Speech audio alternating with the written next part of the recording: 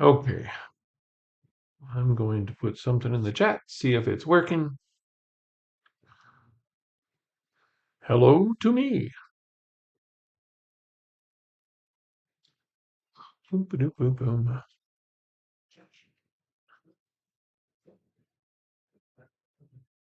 Well, for heaven's sakes, good morning. Good morning, everybody. Yes, it's morning. Hmm. Yeah. Let's see. This morning, we're going to work on, see if I can get an image up there for you, for you. Here it is, down in the corner here in the bottom left. Just a little cabin in the snow. And we're kind of going to work on atmospheric perspective today. That's the basic lesson here, but a little bit about how to paint snow. And hopefully this, it's kind of a tough one. There's some good lessons here.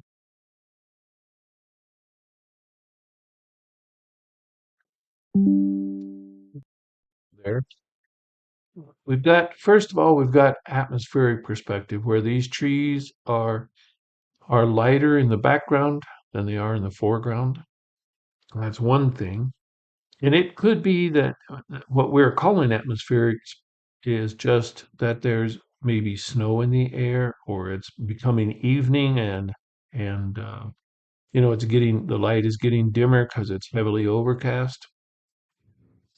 Um, Another thing we're going to work on is making sketching, but make it look like snow.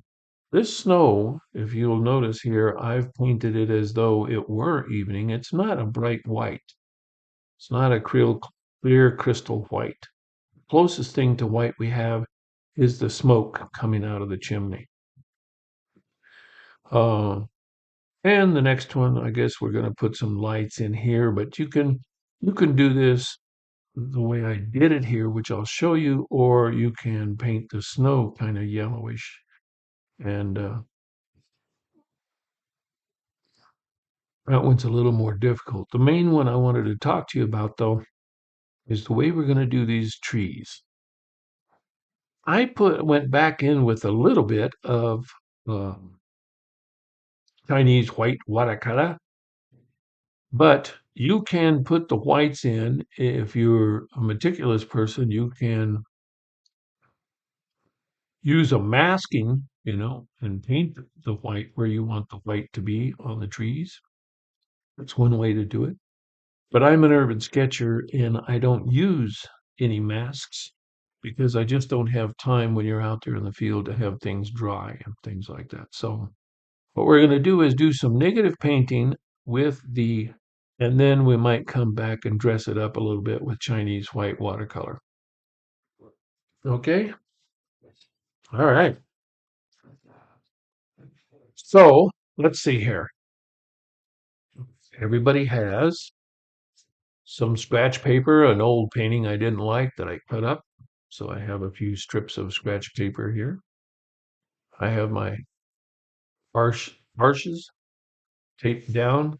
I like the 1/4 of an inch. Some people don't because they occasionally, if you mistape that, if you're going to frame them, let me come back here. If you're going to mat your stuff, sometimes you might go a little far with the tape and it shows in here. So either be careful with the tape if you're going to. I like to tape them all the way down because sometimes I get the paper pretty wet. And this doesn't completely prevent it, but it helps the paper not buckle so much when I'm trying to work on it.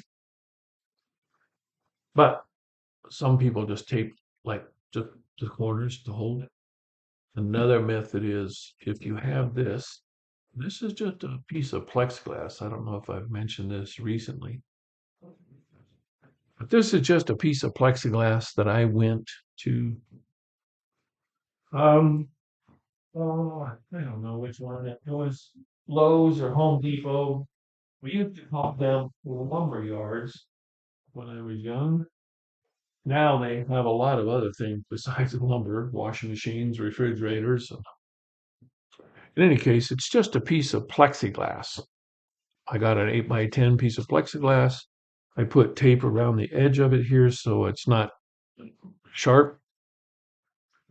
And that's what I tape my paper to, just to work here at the desk. Um, the plexiglass, you don't have to use plexiglass. If you draw well, you can do things like this one. This is foam core with a piece kind of taped on it. But the plexiglass gives you the opportunity to, if you're going to ever try and trace something, you can take the plexiglass, put it up against your need to be dampened, put a little water, a few drops of water on them, especially on that white. You want that white pretty good and damp today because we're going to try and get some good rich white out of there for the snow. Okay. So I have my brushes, my faithful fountain pen, and I have a little bit of tissue off a bathroom roll. It's so funny about the bathroom roll, but I'll tell you that about that in a minute. I'm going to get the pattern up for you, and you can uh, sketch it or take a picture of it with your phone, and then you can create it 5x7 in your printer. I don't know if most folks know how to do that, but it's there. The opportunity is there if you want to do that. Here's the pattern. And before I show you that, I will show you this. You've got the pattern up there. I'm going to take it down for just a minute while I show you this. On the cabin, it's just a box with a pitch roof on it, right? So you don't have to make it any specific size. I'm going to just loosely put some lines here so you can see what I'm doing. You can measure like this to show the front or the back of the cabin, how big or large it is. And just to give yourself an idea, the front of the cabin is almost the same size as the side, even though the side looks longer. At least in my drawing. Yours doesn't have to look exactly the same as mine. So I'm just putting some vertical lines here to say this is where my cabin's going to go. And then we all know the trick of making an X here in front, bringing a line straight up, and that's the center of the pitch. You can make it a little taller if you want. What you want to do with that snow, though, is let's make this your bottom line of the pitch. You can make it just slightly wavy because that snow might be hanging down, right? And if you make the top line, the same thing on the front, right? That pitch comes way down there. I'm putting in lines, though. In reality, I probably wouldn't really put in all the lines. On the side here, I'm going to give you time to draw here in just a minute, but there's vegetation in here, so I don't want to draw a solid line all the way back. The top comes back and slants. Remember to slant it just a little bit down. If you're not using a vanishing point over here, the quick method is just to slant it slightly down a little bit, right? Before you put the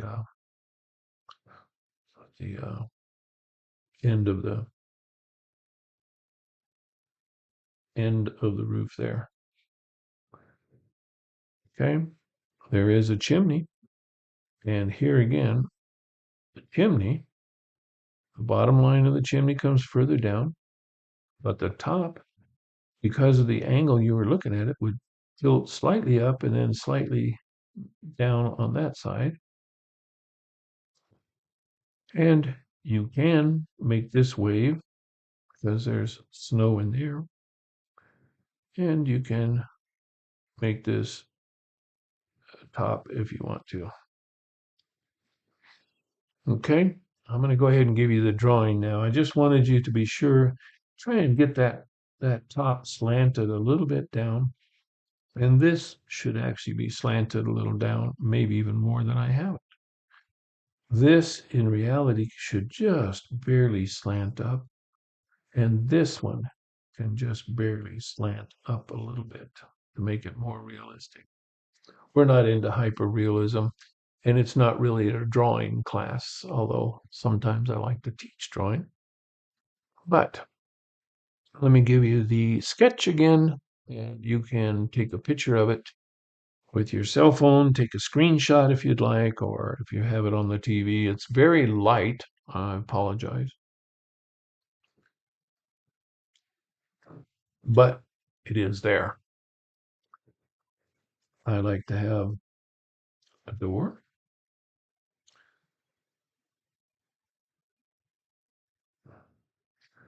with a frame.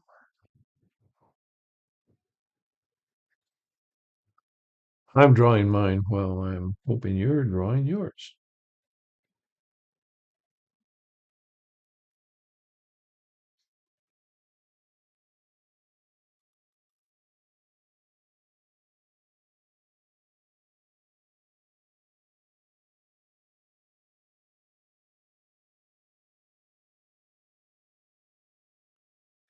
This one that I'm drawing today is a little bigger than the original that I made there. Mhm.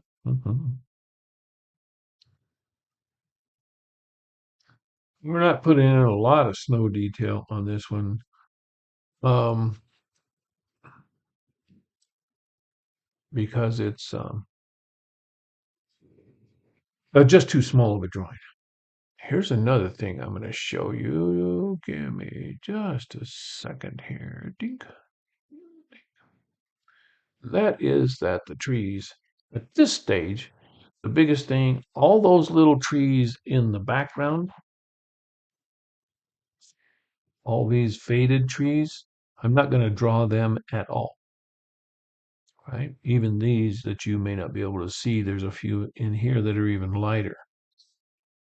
I'm just going to give some definition or some idea of where these trees go, the foreground trees or midground. So let's get your, well, I'll do a couple.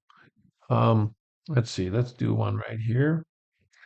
And I am just, you can put these branches down. Some people like the pine trees that have branches that go up, but I'm going to put mine facing down generally, slightly. I'm just getting an idea here. We're going to do a lot to model these when we use the brush. I'm just getting an idea. Where do I want this to go? How far back? I want it to end long before it hits the bottom of the house or the cabin, right? You don't have to put these lines. I have them a little too evenly spaced. They don't have to be anything. It's just an idea for you to have in your mind. Okay, there's another tall one over here that goes kind of behind this one.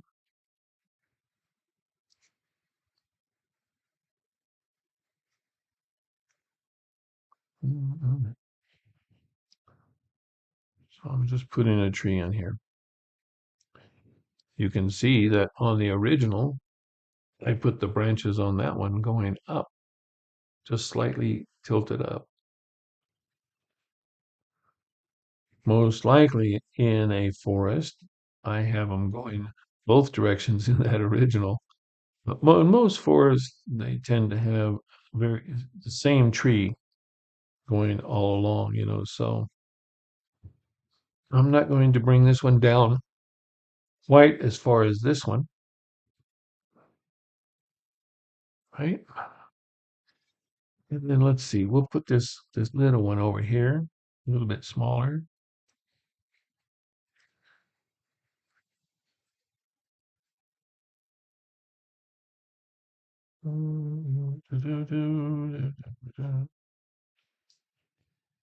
And I might put a branch or two coming out this way. Okay. On the right-hand side here, I'm going to have some foliage, some deciduous foliage or a bush or something that we don't know for sure what it is. So I'm just kind of telling myself, don't paint the cabin all the way down. Leave this part white. Okay. I'm gonna put another tree right in here.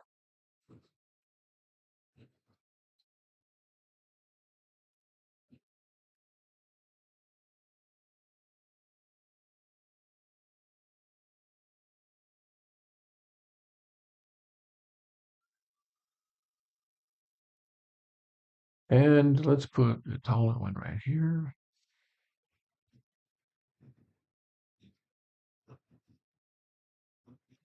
Now my drawing's not going to come out exactly like the photograph of the original there that you're using so yours may be different from mine, and that's okay. They don't have to be exactly the same. Okay.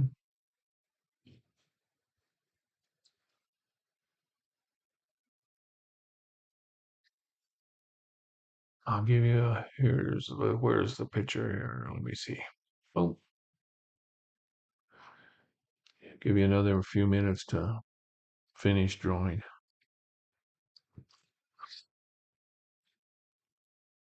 I'll tell you a few things while we're doing that. There are some lines in here, but you don't have to put them in now. You can put them in, and we don't put them all the way through. We just indicate that the cabin has those. You can put, if you want to, you can just put a row of small circles here that are separated from each other, a little bit of space in between to give the idea that this is a log cabin,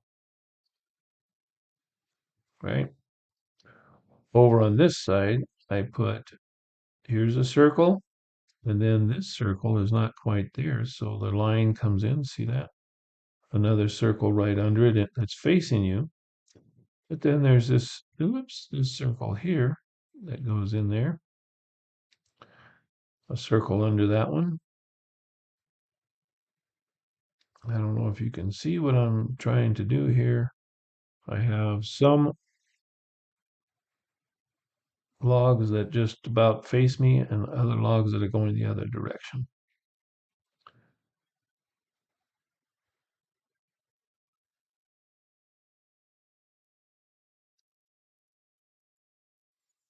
They don't have to be exact. Like I say, we're doing an urban sketch, not not hyperrealism.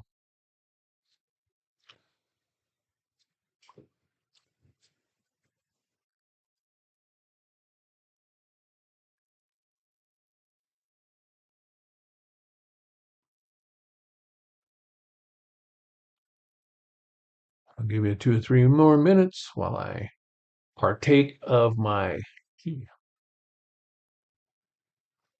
Oh, tea is nice this morning. I didn't sleep well last night. Well, actually, I slept very well. Just woke up an hour early and couldn't go back to sleep. I have no idea why.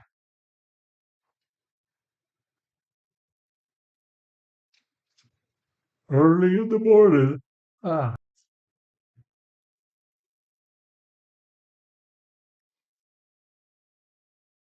Give you another 2 or 3 minutes while I talk about the TP that I use for dabbing. We're going to make smoke with this.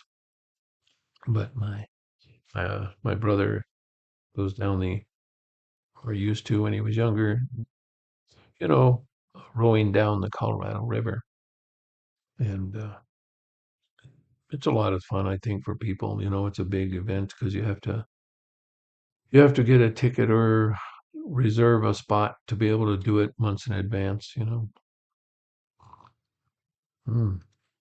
Maybe even more than months in advance. But it's a long time on the river, and there's several people in the raft, and they camp out along the river there, going down the Rio Grande Gorge,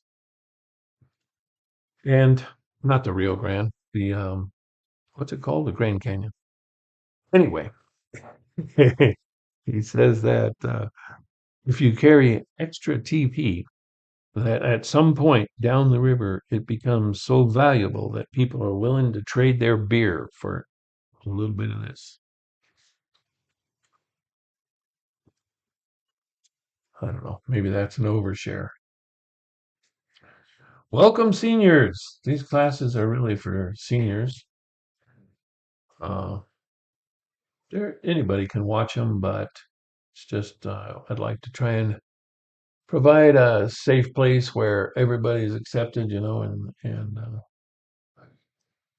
the conversation and the comments are more focused toward senior citizens, people 55 and over. But I mean, there's so many places on the internet now. On YouTube, you can watch. Well, Cabin. Just 15 minutes before I started this broadcast, I thought, I haven't looked at what anybody else is doing on YouTube with cabins. Man, there's a lot of cabin paintings on YouTube. The only one that differentiates this is that it's a place where seniors can come and not have so much of the input of people who have not got quite so many years in. Okay, so what we're going to do, here we go with the big one. We're get everybody ready, I hope, to get something drawn up there. Um, see if this will focus down here. Find out. First thing we're going to do is mix I like a blue gray. So I've got a little ultramarine blue. Now, I had some dirty color in that palette, so I'm putting a little bit more ultramarine blue in there. You can use just a touch of your burnt umber or burnt sienna, one of those I put quite a bit in there again. Oh, mercy. And I've got my piece of old t-shirt here to dab on. I'm going to put a little bit more ultramarine blue in there because I just OD'd on the brown. And because those colors of brown, they already have the other two primaries in them. They already have red and yellow in there. So you can make a pretty decent gray out of it. If you have a test sheet, you can see just how dark is that going to be.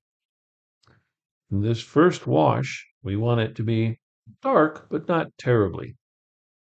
Okay? And remember, watercolor dries slightly lighter than what you see, depending on the color. It can dry a lot lighter, depends on what color you're using, what pigment. So what we're going to do is paint the whole background here with this color. We may even come down and paint some of this foreground. But when it comes to the trees, as we're working our way down, we're going to do some negative painting and just go in between a little bit of areas here and just try and leave a little bit of white. Takes a little practice, but a lot of us are retired and we have time to practice. So you want plenty of water and you want plenty of your gray already mixed up. You can change it up a little bit every once in a while. I'm going to put a little more blue in this part of it. And I'm just going to keep coming down. You want to keep a wet edge. One thing you can do, now I have my laptop right here, when it shows my face, it's from the camera on the laptop. I'm going to tip my piece of plastic up on the laptop there, and it helps me keep a wet edge coming down. So what I'm talking about here is you can just leave little spots every once in a while. You don't have to do it well when it around the trees, and it's kind of difficult to do and keep moving. You want to keep a wet edge on the bottom here because if it dries up, it leaves a line. So you don't have to do a lot of it. And you don't have to do it at all if you don't want to, if it's difficult for you. Don't do this step, just make the whole thing gray and come back with Chinese white watercolor. Or if you have a gouache, that works even better. Chinese white doesn't really cover as well as gouache does. Do, do, do.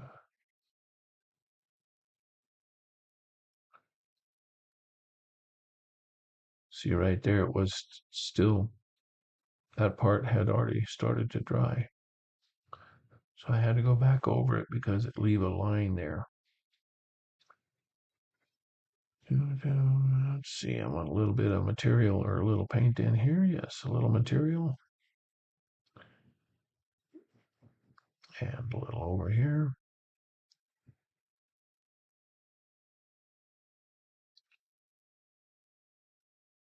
I'm not going to paint the chimney, nor am I going to paint the roof of the house at this point, the cabin.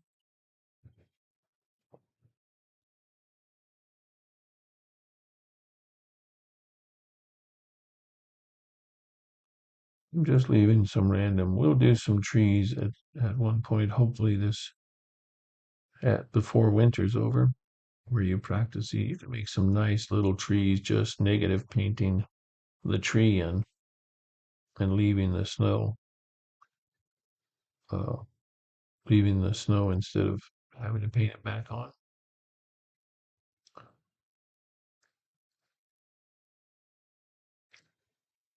And over here, well, that one got dried up.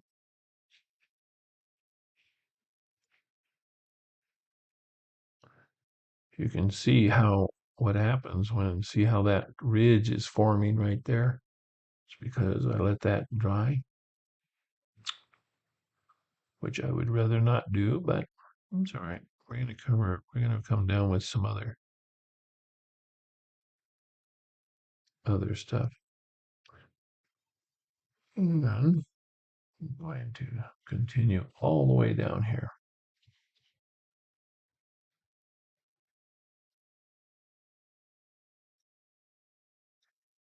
Remember, you can do these little paintings just for fun here to relax. You should never feel any pressure when you're doing this. It's for the entertainment value, especially now with AI is coming on so quickly that,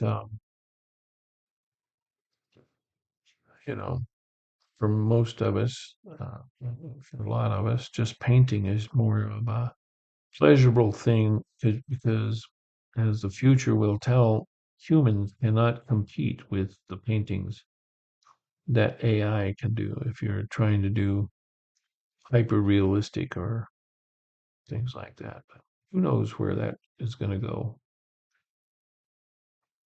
And let's see, I'm going to add a little bit more blue again just because I like the bluish feel to it. I am going to put some here, but now I put a porch on that one. I'm going to go ahead and just do this for now. Cover it all up. I didn't draw a porch in, but I'm going to paint a porch in. You can leave some lighter areas, but I'm not going to on this one.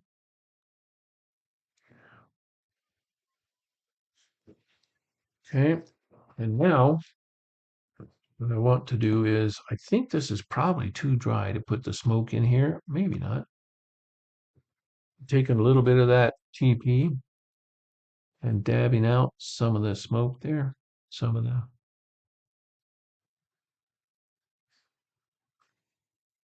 and I might dab just a little bit here to make it a little lighter right here in front of the house, just to give it some movement. So it's not all the same. Oops. So it's not all the same. You really should make this into a little puff ball like that so you don't get those lines.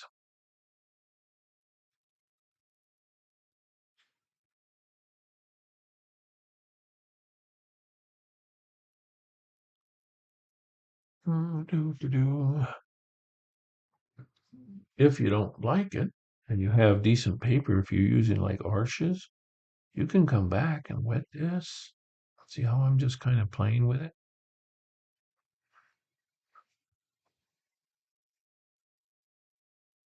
Any of the, you know, 300-pound or 150-pound papers that are all cotton rag, you can usually gives you the ability to rework or revisit an area. All right, we'll let this all start to dry. While that's happening, I'm going to do one that's a little more sensitive. Let's see if this is, if the background is starting to dry here a little bit. I want to put some, a little bit of blue on here because it is a, an evening scene, but I don't want it to come out as dark as this background. So I'm going to pick up a little bit of my color and I'm just going to put a little bit on here, but then I'm going to get a little bit of water on my brush, clean my brush off, grab a little bit of water, dab that so it's not really sopping wet. Mine may be still a little bit too damp. And just start putting in some snow here. And here again, you can either use the TP and dab it out, or I'm going to clean off my brush and I'm going to pull away a little bit of this up here. It won't make it completely white, just making it a little lighter. And down on the bottom, I'm going to add a little bit of color down in here, just to give it some three-dimensionality to the thing.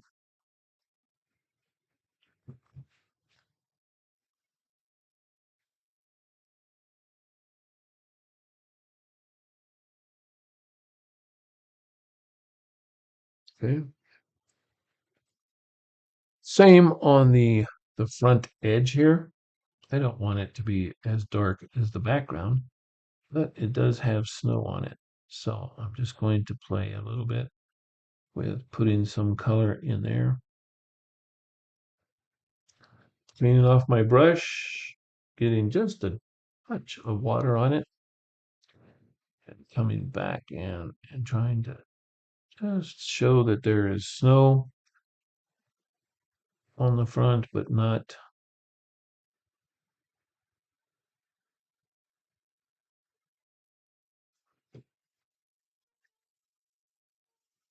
Okay.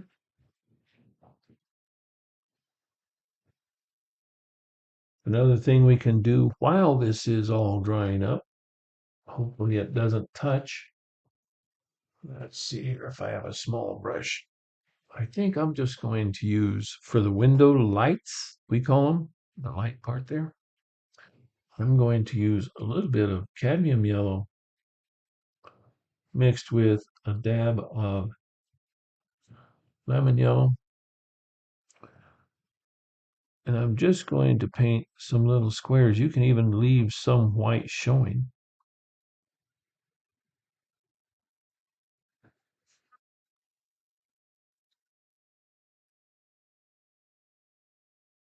There are things that we're not going to do with this painting, but if you, depending on how advanced you are, you can turn it into a Christmas painting.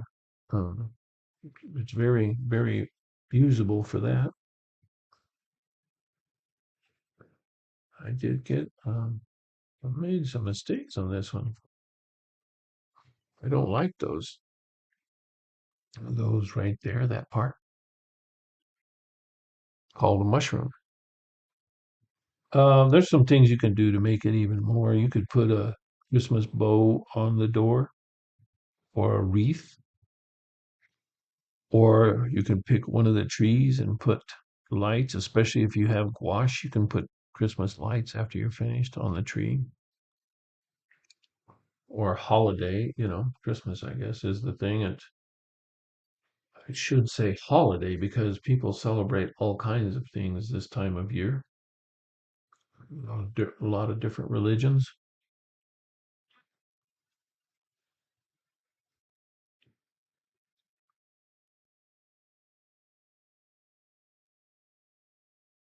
For now, I'm going to go ahead and mix a color for the whole building.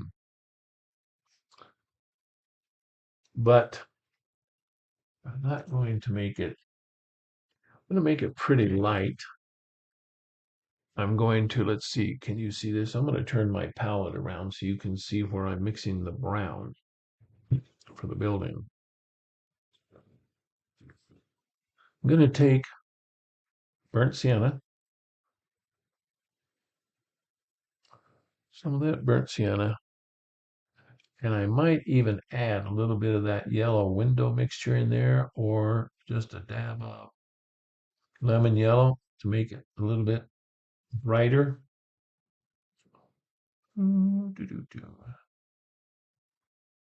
So now it's a light brown, feathery kind of brown. Yeah, you can see it there. I'm trying not paint the little circles yet. I might paint them after a while.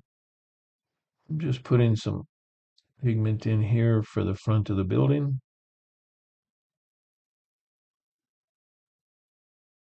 I'm leaving the door frames for now because I want them to stand out. So I'm not going to paint them with this wash, right? And you can vary this up. You don't have to make it all. See how I made it perfectly smooth or close to it? Nothing's perfect, but you don't have to do that. You can. If, for instance, on the side, I'll show you one with where you can leave icicles hanging down if you prefer,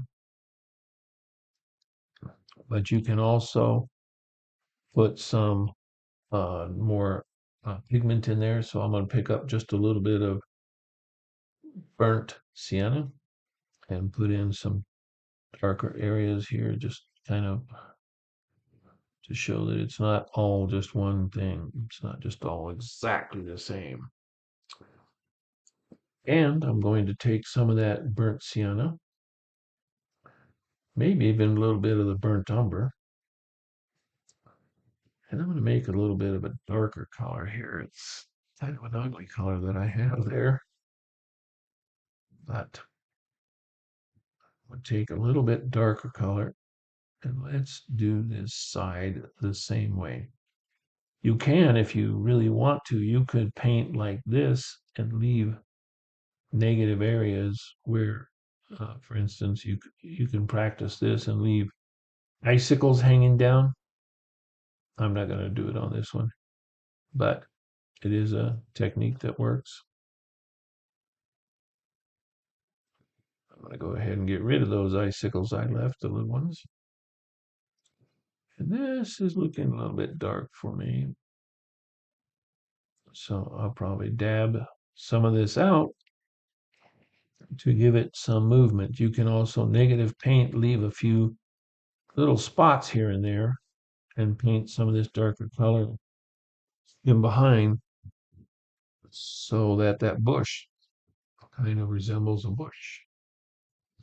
I'm going to clean my brush off while this is still damp. I'm going to try and pull just a little bit out, a little bit of the material out here and there. Give it some movement in here.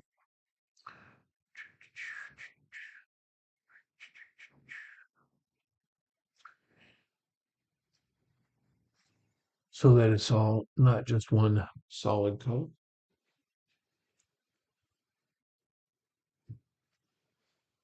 Could even go a little bit lighter with it since we made that front so light.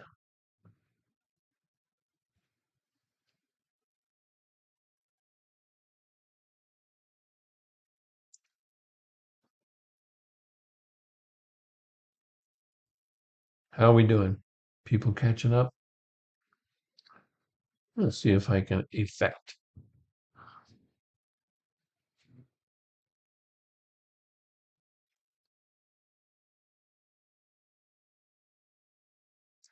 I'll try and take out a little bit of this mushroom here just for the fun of it, see if I can. I have a very lightly damped brush. And I'm taking out some of the heavier lines that my not paying enough attention created. You can leave them. They add character to a painting. I just don't care for them in this particular one. Okay, let's get to, I'm sure yours is buckled up like mine is. If your background is starting to dry though, we can go back to that gray color that we made. We can go back to this color. You don't have to have it real dark. I'm going to make mine slightly darker.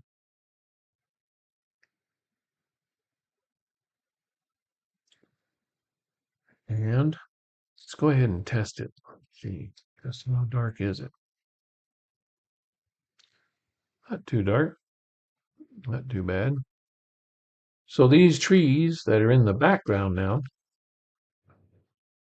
these trees that are lighter and more and faded, I'm only going to do a layer or so of those trees. But you can do several layers. You can make it lighter first, very light, and then start coming forward with it with slightly darker, slightly darker.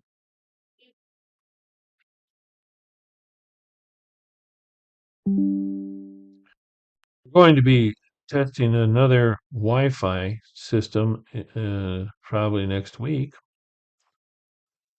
Um,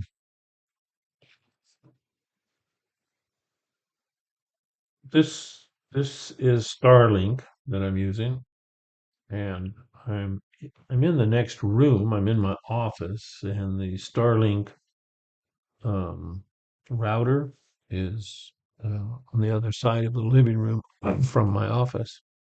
Let's put another one in here, and don't try not to make them all the same height.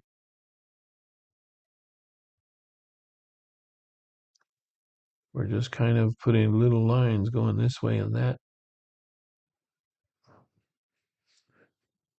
I'll put another one back here. Now you can make a lot nicer trees, but if you were urban sketching and you have a limited time, as we do for this class, I just put in an indication of a tree. I don't try to make it a perfect tree or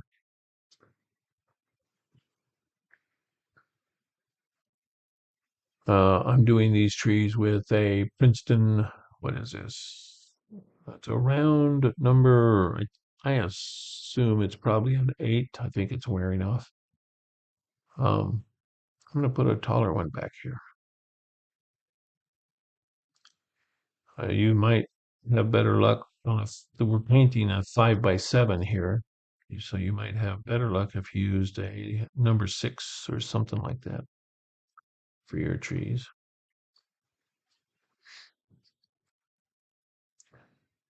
And then about one right next to it. That was short. Now that kind of got a little solid, didn't it? Remember, don't paint the house, just put in a tree. Try and not make them exactly even like I just did there. Do as my father used to say. He used to say, tell me, don't do as I do, do as I say. Obviously, he was enjoying some things that he didn't want me to enjoy. Mostly, he said that about career paths.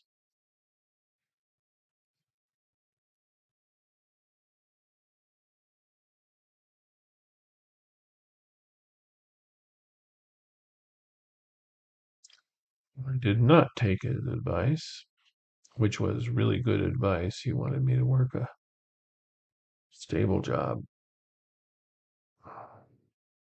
And for most of my life, I've done art stuff.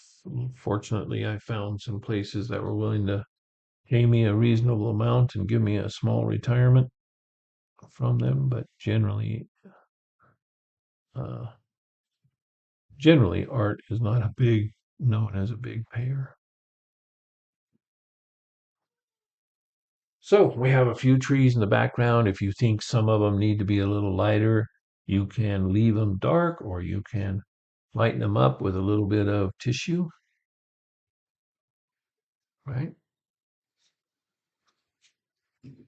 Depending on how far you want them to go back into the background.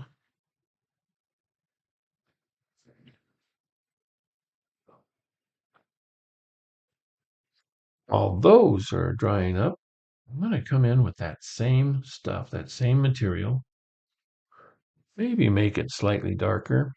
I'm just going to put like a little spot right here. This is just some shadow where the hill, where the snow has a divot in it. There was probably we're going to put foliage in there, and probably some of the foliage made part of it. I'm going to put a similar kind of thing over here. Not the same size. This one might be a little bigger. And I'm going to make this one just a little bit lighter. Touch it here and there. I'm also going to, you don't have to do this because you probably drew it in there. I'm going to fake a little where my porch would be or whatever that is, little porch there. And I'm going to say that at one time there's a ridge here where someone had cleaned out the snow at some point. You can put little footprints in here. Some people do um, snowshoes. I've done that before to indicate that someone with snowshoes. You could even put some things that look like snowshoes right here, like they were left outside and someone snowshoed in. And I'm going to put just some darker up here. We don't know if it's a road or what, but I would like to have something here to kind of drive the eye in a little bit. And I guess I could make it a little more, I could come in a little bit with it. You can also kind of smooth this out with just a little bit of water and smooth the edges off. And to make this have a little more shape to it so it has some variation. So we don't know what that is, which could be a shadow from something.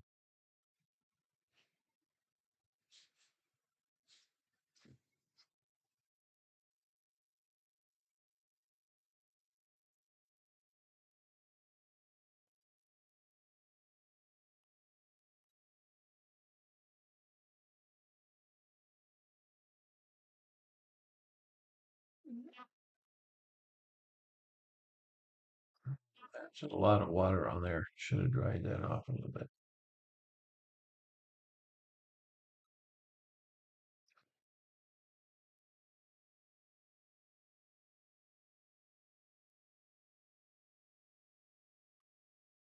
Okay, we've got things drying up all over the place here. I'm going to take a little bit more of that burnt sienna. There's some in there. Mix it with a little bit of the yellow that I had there and just make the lighter side of this chimney here.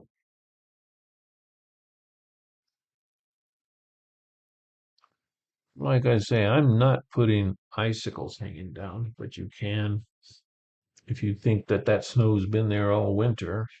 This is, I want it to look like kind of like a early or the beginning of winter snow. Same mixture. I'm gonna put a little bit of burnt umber in there.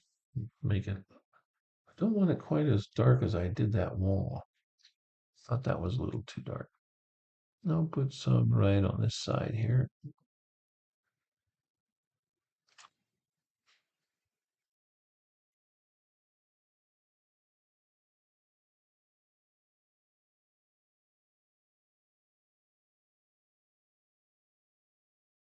Go ahead and lighten this one up just a hair in front of it.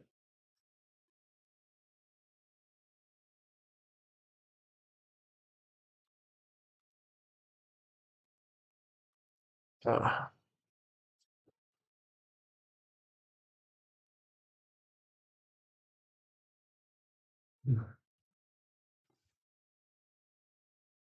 okay, I'm going to go ahead and mix up. I've got sap green, and these trees are pretty dark, so I'm adding in a little bit of ultramarine blue. And I might put just a dab of that. Remember, the light is not good at this time of day. I'm putting just a tab of that burnt umber or burnt sienna to neutralize this color a little bit, maybe even just a little bit more.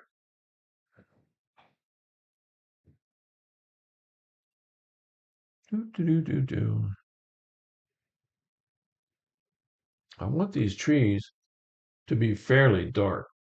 I think that number 8 is going to be.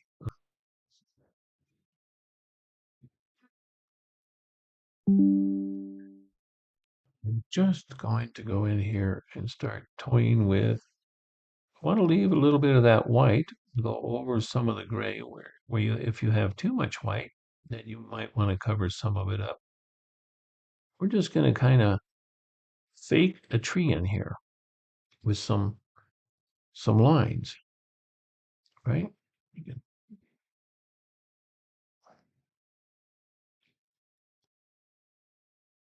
I know a lot of you may like things that are more hyper realistic than these, or some of you. I used to have one lady that she liked to paint barns. I miss her. Hope she's still around. She was an octogenarian when I knew her in that pre-COVID. She used to come to my classes.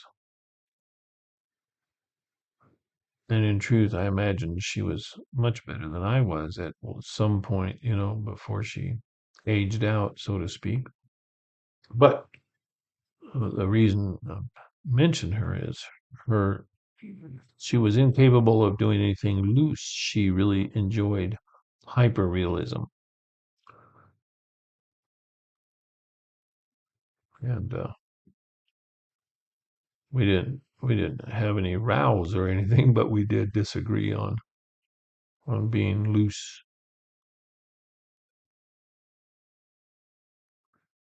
Now, remember, I'm going to come back with some, and you don't have to do these all green. You could put a little bit of brown for the trunk or the stem or this little piece that sticks out on top. Do do do do. I don't know why that thing's having a hard time staying focused there. Yes, I'm gonna try it. I've purchased another Wi-Fi, the Verizon little, what is it, a hotspot or whatever they call it. And I'm gonna try to hook that up next time and see if that broadcasts any better than the one than the Starlink is doing. Because the Starlink still, even though it's right here at the house, we're back home, it's hooked up, but it's still skips a beat, keeps going, as you may have noticed, it keeps going on and offline. Remember, you don't want to cover up the hole where the building came down there.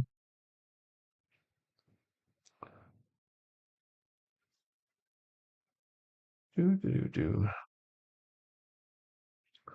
And these, you can do the same thing. You can make some of these a little bit darker, a little bit lighter, depending on what you want.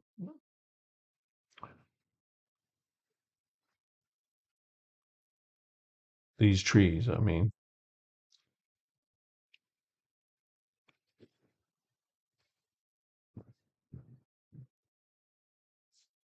I'm going to put a little more in this one. It's getting a little light as it dries up. We'll just go ahead and keep going here. You can do less. I think sometimes fewer branches is better than more.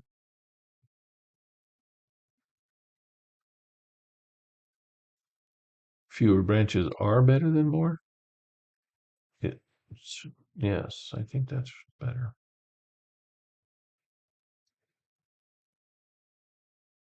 If you happen to see this video, comment if you're. I'm trying to learn Spanish, and man, I've been Duolingoing now for almost a year. Feel like I could maybe read some Spanish, but I don't get enough opportunity to speak Spanish, I think, because my wife and I are just now trying to pick up phrases and learn to speak to each other with things that we can remember from it. I know a lot of words, but putting them into actual practice seems to be a real challenge for me. So if you're learning a language, or if you have, some people I know, it seems to almost come easy to it. My stepfather spoke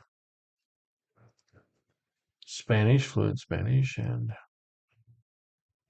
but he was the kind that he read Don Quixote in Spanish, and when he was in high school.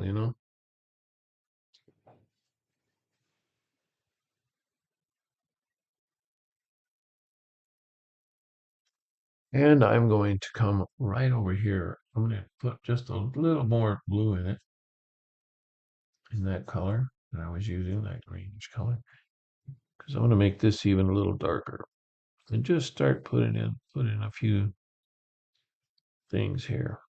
Maybe even go back in this way and darken some of this up. And you can leave some white there, but it's going to end up being gray. I'll show you how here in a little bit.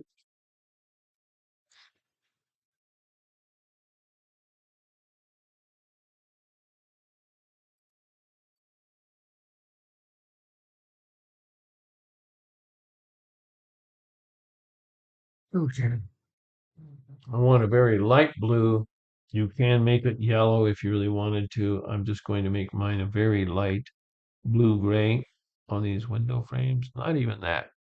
I guess I will. I'll put a little brown in there because the light would be hitting that, but certainly not as light as the windows. Also, you can leave some white here. I'm going to go ahead and cover this up, but we'll come back and revisit that part, and I'll show you something there maybe, if I can get it to work.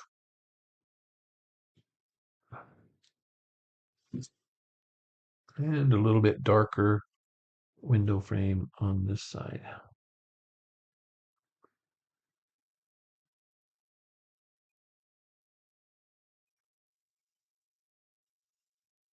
These pieces across the middle, you can paint them if you want to paint that small, or you can just use your just use your pencil. I would use my pen.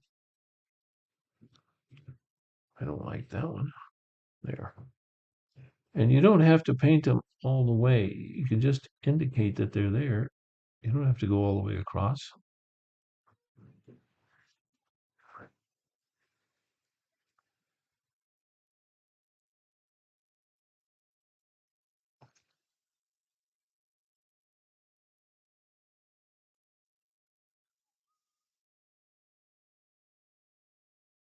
So I've got a very fine liner here. This is an Escoda number 6, but if you look at that point, I don't know if it will focus on it.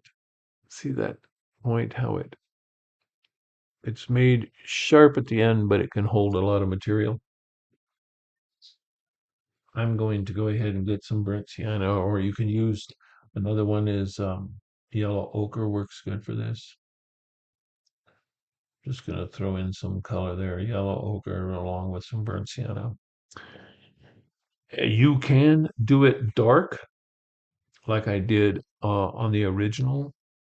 I did these things in dark, and let's see, I think I might use a pretty dark color here. I'm just going to throw a little bit of foliage or a little grass or something poking up through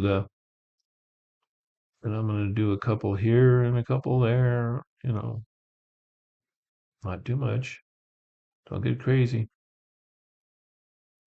Here, I might even darken it up a little bit as though this were the stem of something that the leaves, the foliage has all disappeared. So we kind of squiggle a line coming up here. Several of them, depending on how much you want. Just kind of making a little bit of excuse me.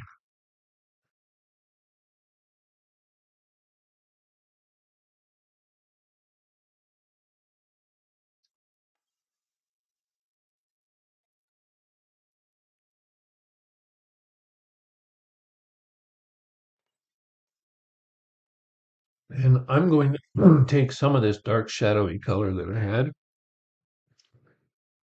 and I'm going to put a shadow under here. All right. And I'll put a little in here so that it indicates that there was a shadow under there. It's maybe here and there. You don't really have to do this one, but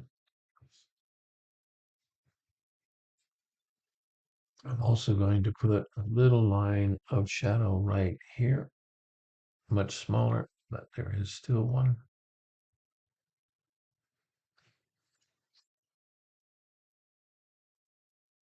I'm going to put not only a little shadow on this side of the chimney, but come down with a little shadow just to give it some, say that it's there.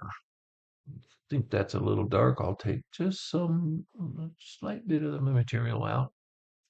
Another thing I think I'd like is I'm going to put some darker shadow under the bottom of this here, right? Under the bottoms of the trees.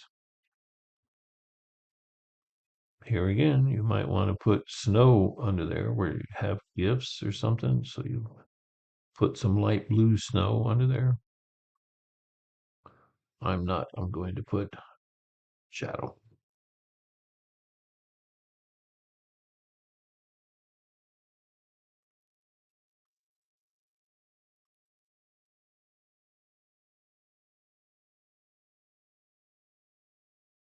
And the same thing over here with this foliage.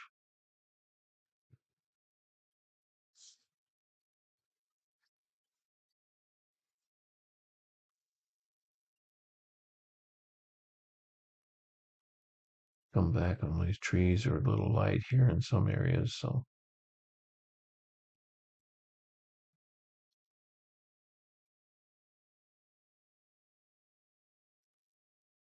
if you were camping or if you have an opportunity to go to a cabin,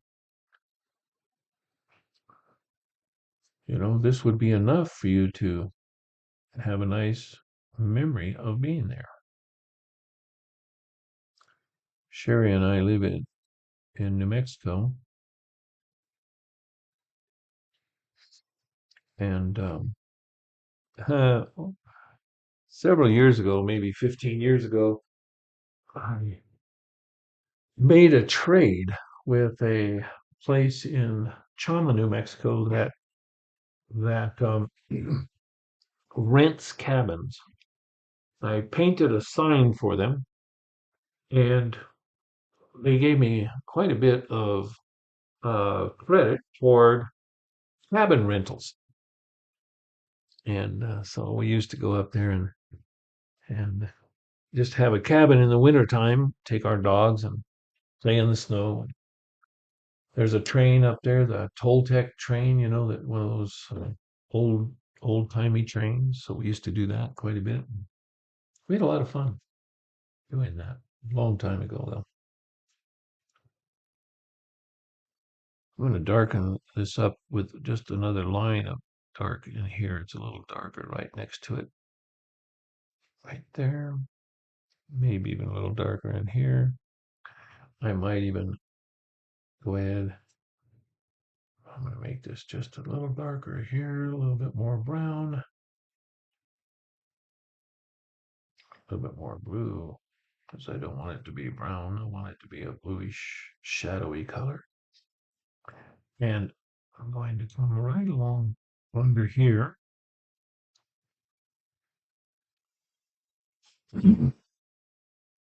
And, I didn't paint the door yet. Let's go ahead and get some door color in there. The door is the same, but just a little lighter so that it kind of separates from. That's a little too yellow. There, so that we just want it slightly different from the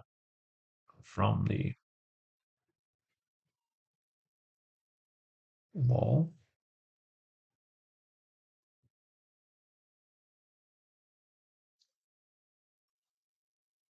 I don't know why today I'm making a lot of things darker than I would like. I'm going to clean off my brush, dampen it, get most of the moisture off, and take a little bit of this material out of there.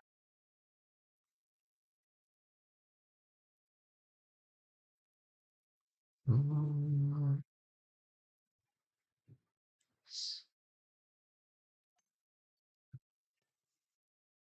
That's drying up. I'll pick up back some of this darker color that I was working with, a shadow color. I'm going to kind of outline the window, but only on the bottom and the right, so that I don't know how to explain it, but it just, if you do one side, there's always light. If it's from the moon, well, not always light. I mean, there are nights and things where it's pitch black, but usually the moon is coming from one side or the other. So you tend to only do one side of it. Now I'm going to attempt on the inside, the opposite. See this one? I did this side. So on the inside, I'm going to put some shadow on the opposite side.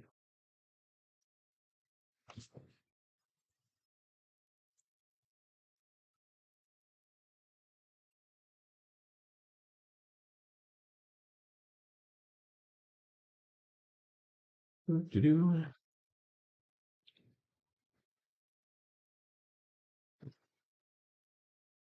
And now I'm going to come back.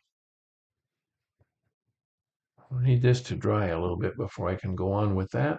So I'm going to start picking up some pretty serious bits of Chinese white watercolor. And just come back and take the square shapes out of these trees. You can put all the way across on some. You can ignore and put just some here and there. Little blob here and there. Make some of your blobs bigger that you left or come across the front. You need to have your paint quite a bit of pigment on it. Chinese white watercolor. If watercolor dries lighter than what it looks, man, the Chinese white watercolor flat almost disappears.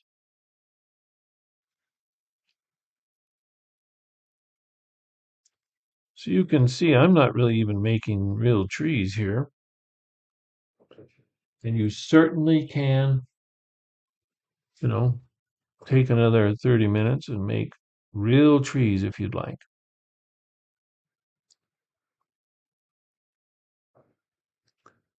I suppose it's my ADD that I like things I can finish in an hour and a half or 2 hours. If I'm doing oil paintings, I do usually takes 3 hours, or a large watercolor might take 3 hours. But I enjoy quick projects that I can just make a memory. Our house is full of memories where Sherry and I have been and things we've done, our children. Mm, I'm putting quite a bit of snow. You don't have to make yours as snowy as these. I don't know why I'm making these so snowy, but I'm just having fun with the white.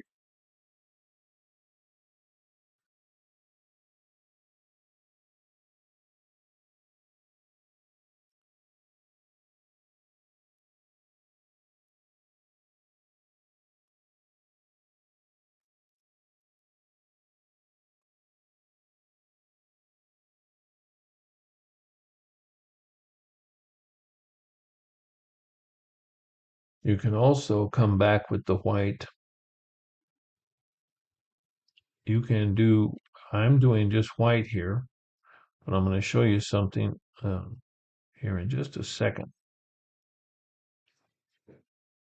On the right hand side, if we're saying that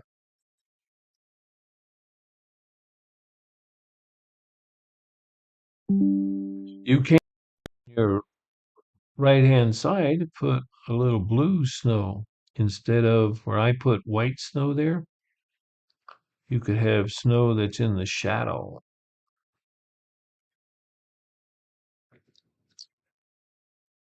to the right side. Boop, boop, boop. You don't have to do it, but might give it a little more interest.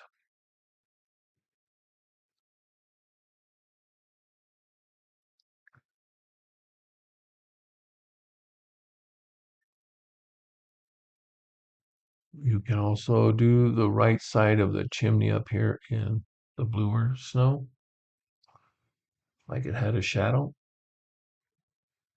a little bit of shadow on it.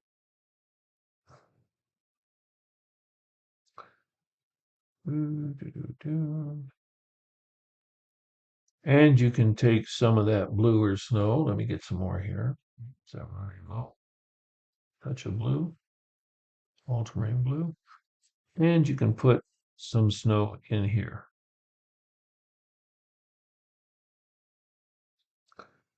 You can also, which I didn't do on the original, we'll do this in a few minutes. I'm not going to do it right now because I've got some more detail to put in first. You can put highlights. You can take white, Chinese white, and put highlights in.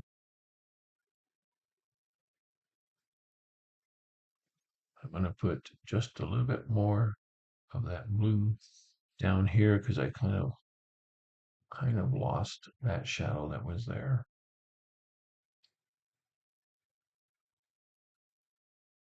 Oh, that's a little dark.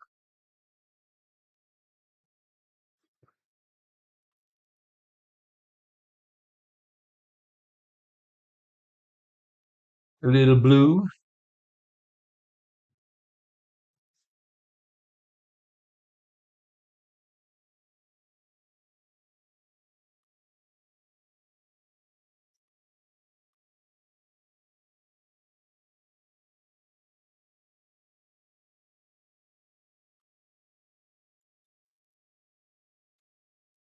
You can put a little blue to give your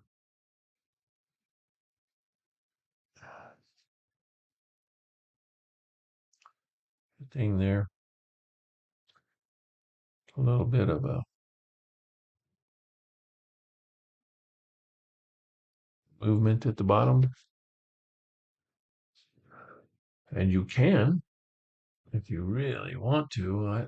I wasn't going to do it, but I'm going to go on the shadow side here with a little bit of blue, bluish, blue tinted Chinese white.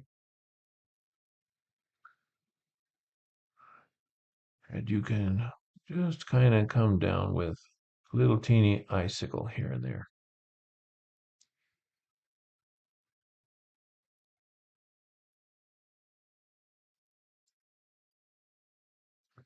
You can put them on the front if you want to.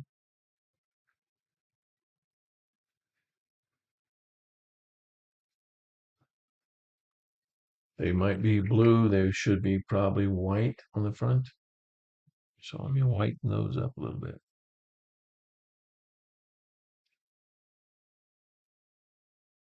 Remember, if your Chinese white is at all thin, though, it's going to, this is still looking a little blue here.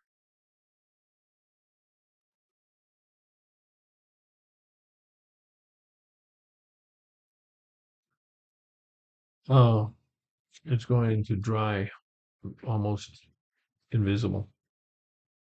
Okay, I'm going to come back with a little bit of that, just a a lighter brown to go in here.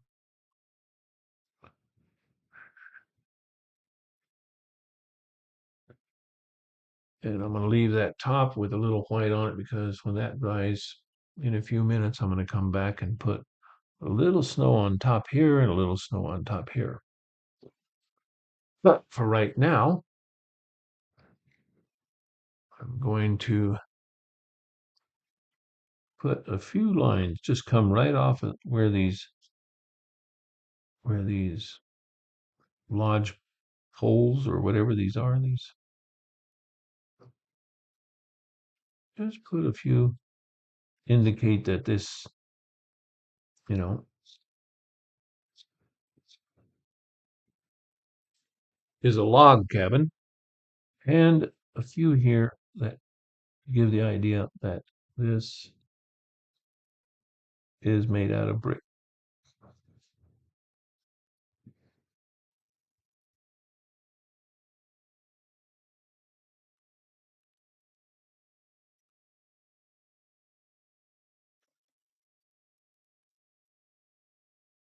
That's still kind of wet, but I'm going to try it anyway.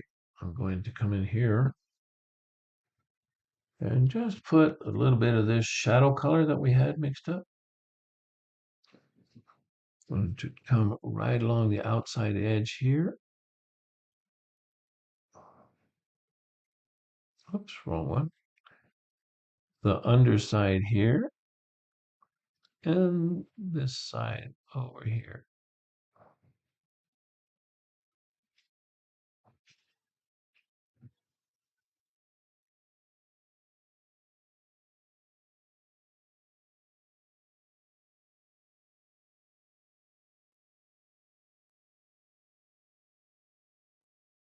It's amazing how light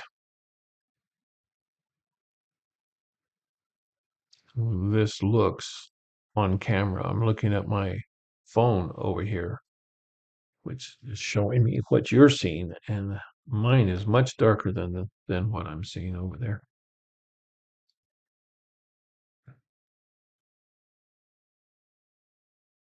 So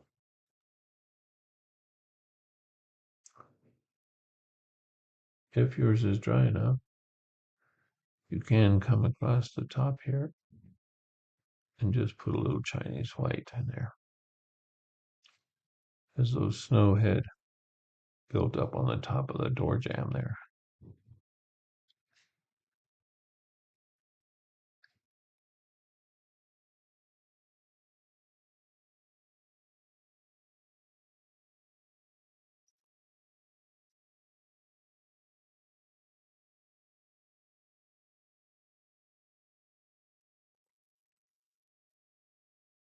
I did another thing here that you don't need to do. I'm going to do it anyway just to show you.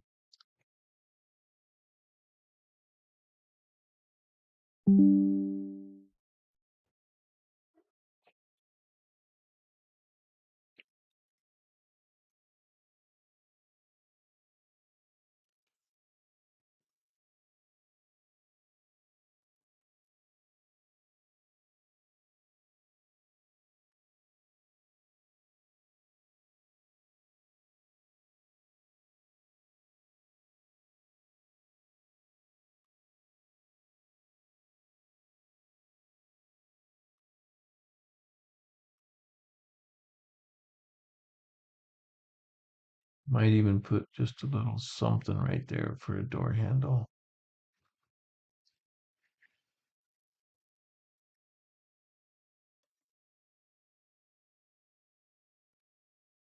And since I'm getting carried away with this ridiculous amount of detail, I'm going to put a little tiny bit of something hanging down there.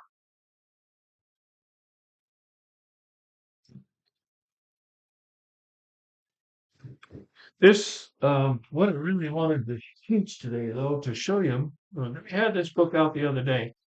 This is Thomas Schuler, really good artist. But if you look, let's look at this one on the right-hand side here. What we want to learn to develop is this atmospheric perspective. It makes things in the distance really terrific way to make your subject pop out, make it come forward. He did it again here with this beach scene. The one on the right is called Boat Lake Superior. It's a watercolor on Waterford paper, Sanders Waterford. So is Saunders Waterford paper on the one on the left. But you can see how you have the ocean, but you also have the distant sky there is off into the, you know, even the trees are slightly faded here because they're a little further away. Look how wonderfully loose this tree is, not even delineated. It's just a brushstroke down, which you can do. I'm going to do it. I'll probably mess this painting up, but I'm going to show you. You can do this too if you ever want to make it look a little bit like it's windy out. Just light, dry brushing. And you can have a little bit of weather going on. You can put them over here by the trees and put them around those little wispy things like that. But I would practice them before you actually put them on your painting.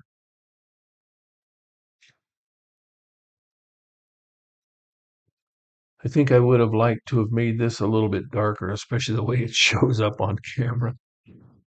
So here is the original, which I like my original better.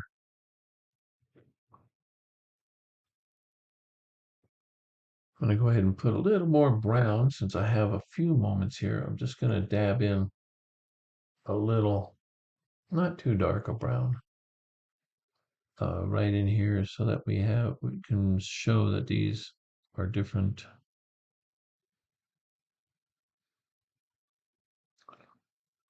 little posts, little things there. You can leave them white if you want because they're so small, but also it kind of looks from a distance like there was snow on top of them. If you do this painting bigger, you have the option to put some snow on top of them.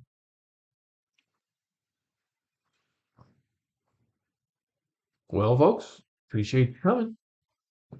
Hope to see you next Wednesday. In November, we're going to be trying to broadcast from Arizona again. So, but just for one lesson, I believe. Hmm.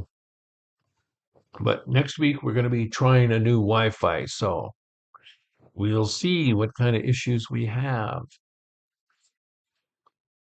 Yes, I like my original one better. I think I'm going to cut this one up uh, for scrap paper. Don't be afraid. If you don't like them, don't be afraid to do them again. If you do stuff, it's a lot of people want to just assume that they're going to just do one painting and it's going to be perfect. Practice, practice, practice, practice. Do the same one a few times.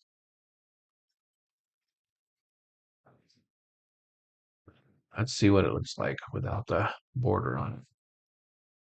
Remember to pull the tape off sideways like this and it doesn't rip the paper as much or as often. Make a 45-degree angle when you pull it off.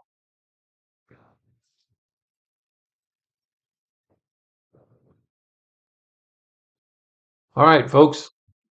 Hope you enjoyed yourself. Hope you had a neighbor with you. Bring a friend and sit at the coffee table or wherever your studio is. If you don't work out of a studio, I'm fortunate to have a studio and a nice office. And but wherever you decide to paint, set yourself up, even if it's the dining room table, set yourself up so your stuff is all there. You've got your coffee, your tea, whatever, and your materials, and that is for the next hour or two, whenever you decide to work, that is your studio. So treat it as your personal time, as your fun time. A lot of people do it like the camaraderie of getting together and painting with friends. All right, folks, have a good one. Appreciate you watching. Uh, and I'm still working on the Wi-Fi to get it to quit disconnecting and reconnecting, but we'll see what happens. Take care. Be safe. Keep sketching.